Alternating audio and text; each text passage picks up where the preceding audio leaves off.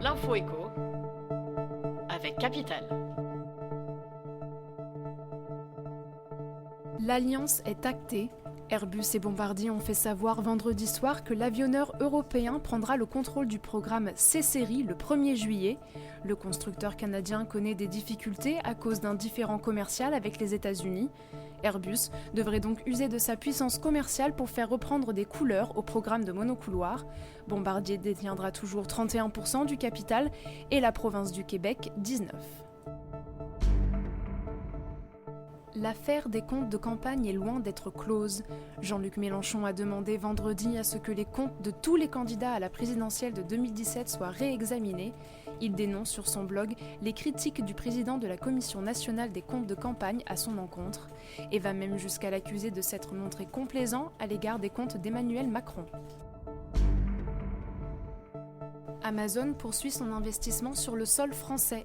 La Voix du Nord rapporte vendredi que l'entreprise de Jeff Bezos s'apprête à embaucher 500 salariés en CDI pour sa plateforme de Lowen-Planck dans le Nord. En février dernier, Amazon avait annoncé qu'elle embaucherait au total 2000 salariés en CDI dans l'Hexagone. Depuis 2010, elle a investi quelques 2 milliards d'euros dans l'économie française. Dans le secteur du BTP, on craint les dernières annonces de Bruno Le Maire.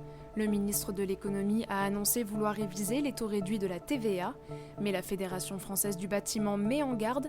Selon ses archives, datant de 2016, cela pourrait entraîner la perte de 27 000 emplois.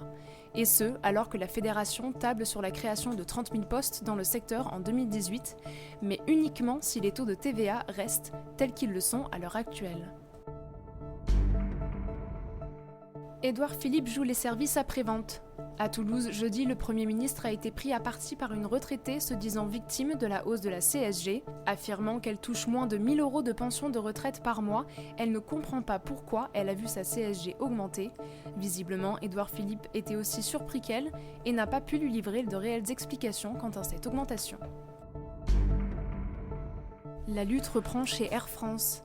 L'intersyndicale a annoncé vendredi soir un nouvel appel à la grève, le 16e depuis le début du mouvement.